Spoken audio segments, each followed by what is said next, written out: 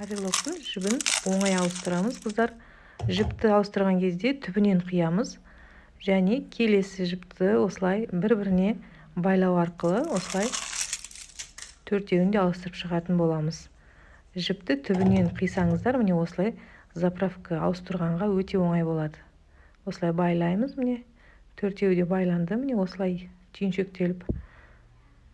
Қазір машинканы іске қосқан кезде лапканы басып отырып тіккендей боламыз да, сол кезде біздің жібіміз өзі тартылып шығатын болады. Міне қыздар, осылай сары жіп көрінді, міне.